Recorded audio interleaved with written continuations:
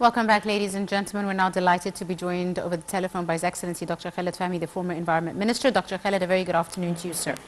Good afternoon to you, ma'am. Thank you very much for your time. And let me start by asking you, as you know, the COP27 climate conference is wrapping up in the Red Sea resort city of Sharm el-Sheikh. Lots of feedback from the participants. And my question to you, sir, what are your reactions of some of the participants in the conference with regards to the organization of the conference, the atmosphere, and the general consensus on the sessions that were held?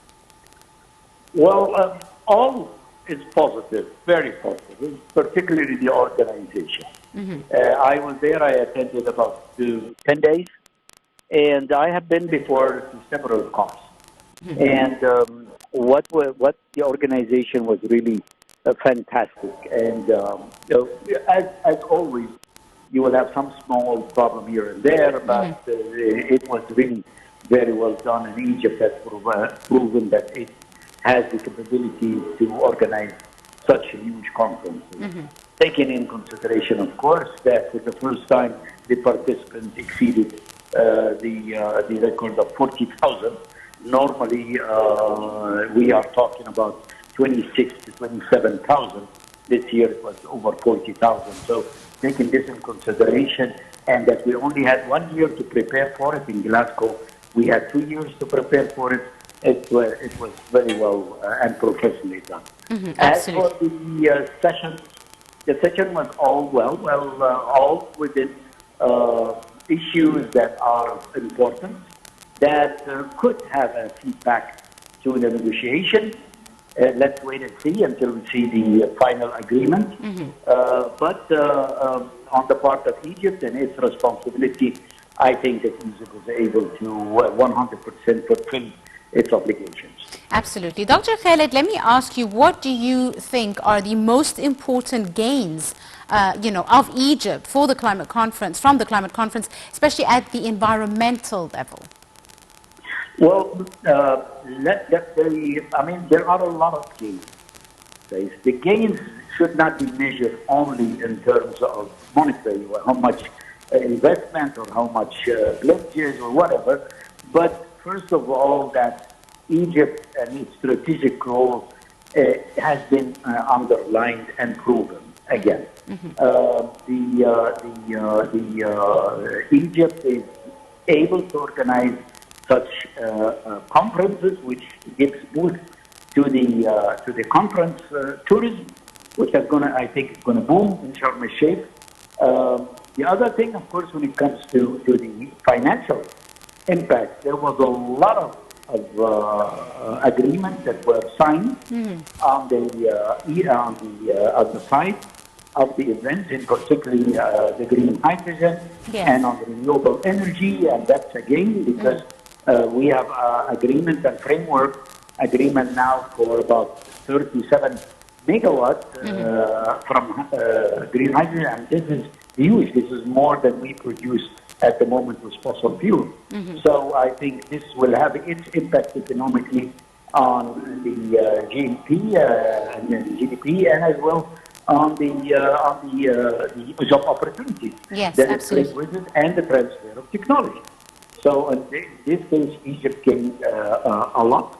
The most important issue is again to underline here that the formal negotiation is not about dividing financial resources. In the negotiation, we negotiate how we increase the funds coming from the developed world to the developing countries, but we don't specify a certain country or a region. Right? So, I mean, that's not in the negotiation, but what has been done on the side of the negotiation was important. The third thing is that Egypt, and I think this is the most important thing, Egypt has provided and gave an example how we move from talks into action, how we walk the talk. We would not wait until we see the outcome of the negotiation, but we already have started, and we have was able to attract foreign direct investment. Yes. And as we all know, that the private sector is going to provide 80% of the climate finance. So Egypt has provided. I gave an example. We're not waiting. We're marching. Yes, indeed, Dr. Khaled, can you still hear me, sir? Excuse me? Can you hear me on the line, doctor? Sorry, your voice was not clear. Doctor, you raised a very important issue, which is that of green hydrogen. Egypt is, as you said, one of the most important countries in the production of green hydrogen. How do you see, the focus? A lot of light was shed on green hydrogen and Egypt's capacity for the production of green hydrogen. What are the agreements that came out of the COP27 with regards to green hydrogen as an energy source? As I mentioned, these are framework agreements between the Egyptian government and private sector. Okay, so this is not related to the negotiation itself. But it does underline the huge potentiality that Egypt has to transfer into the green technology and a just transfer. So Egypt has already paved the way for such a trend. And in addition to that, of course, the other sources of renewable energy, the solar and the wind.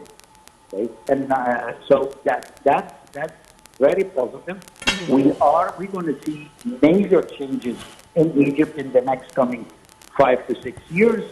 The production of the electric vehicle will has a big potentiality of booming in Egypt. So I think we're going to see a lot of change. What we need is that immediately we come with the institutional and policy changes that we need to foster such agreement. Absolutely. Dr. Khaled, today the Foreign Minister and the President of the COP27 Climate Conference, Fahmy Shukri, told the nearly 200 nations gathered in Sharm el-Sheikh that they must rise to the occasion and reach a consensus on a fair climate agreement before they wrap up the conference. And a very important issue is that of bridging the gap between the demands by the developing countries and the funding and assistance by the developed nations to compensate the developing countries for them bearing the brunt of the climate challenges. Tell me, how important do you see this call and how feasible in the current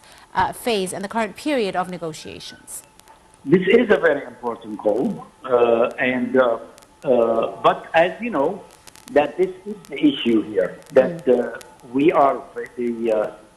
delegations are facing a lot of problems, in particularly concerning the loss and damage, right? And what the mechanism that will be established and used for that. We have the big difference between, not only between the developed countries and the developing countries, but we have with China, which used to be considered as a developing nation. Now it's not considered anymore, so they are being asked to pay and to contribute to such a fund for loss and damage, and China has refused this until now, in addition to other countries.